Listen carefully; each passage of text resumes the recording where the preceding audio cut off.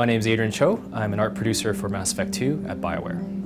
I'm an artist myself, but my daily job kind of consists of kind of making sure all our artists kind of do their jobs, actually produce the content on a timely manner and to the best quality possible. So I kind of make sure that they're kind of freed up from any roadblocks. So it's kind of making sure the whole production line kind of moves smoothly. This is really kind of like almost like the second generation of 360 games. So you'll see this huge jump in what came out for launch, and then games like Mass Effect I think really represent this kind of maturing age where the artists have finally gotten used to how the hardware works and how Unreal works. So we're able to squeeze a lot more out of it for Mass Effect 2.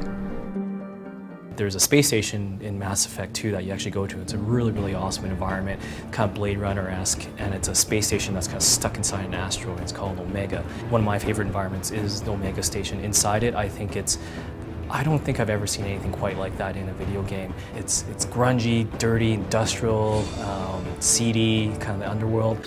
And so when we're trying to come up with the idea of how Omega should look, it should be really kind of a really impressive visual icon when you fly towards it. We all got a chance to kind of envision, what would a space station look like, stuck in an asteroid. So, we started off with some ideas. I put in some renderings, passed off to the art director. He added his stuff, and then the really cool thing about our project is the project director, the guy who's kind of like in charge of everything with the vision of Mass Effect, Casey Hudson. He also has a very strong artistic background. So then he really added the final touches to the Omega station. And what I really liked was he was able to extract, I think, from the design, elements that I maybe wasn't able to see.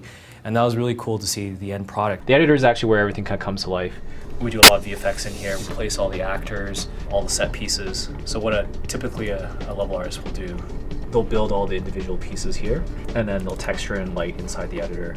So really, all the levels are just made up of really simple pieces. And then technical artists, we kind of go in, make sure everything's kind of efficient, make sure textures they're using are kind of good quality but not too expensive, make sure the collision's good. And then we also check out different lighting modes to make sure all the parts are getting lit properly but not too expensively. You basically want to create the best looking game, but without spending too much money on the effect if you don't have to. So it's just kind of creating the illusion of complexity without just kind of smartly building things. What we've done is actually built a lot of high detailed meshes.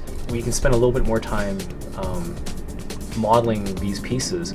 This is a piece of medical equipment, but sometimes they'll just put this in as a structural element inside a room or environment. And that's really cool because you can offset the development costs. You can basically have a few artists kind of constantly working on more of the high detail stuff, and then you have other artists kept blocking the general shapes. So you can see a lot of these rooms are just built up with all kinds of pieces, and it kind of creates the illusion of kind of density in the worlds. Editor is really good because we have a lot of tools available to our artists to kind of tell us exactly where each actor is, all the information that you need to do it. So they can actually balance out a lot of the things as they're building their levels to understand that, it fits within texture memory and object count isn't too high. Shadow maps, texture resolution, texture memory. So there's a lot that goes into building a level.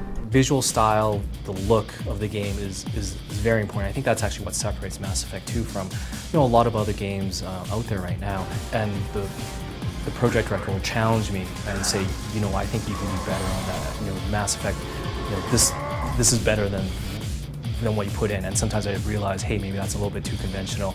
So it's great as an artist to grow on a project like this and learn a lot.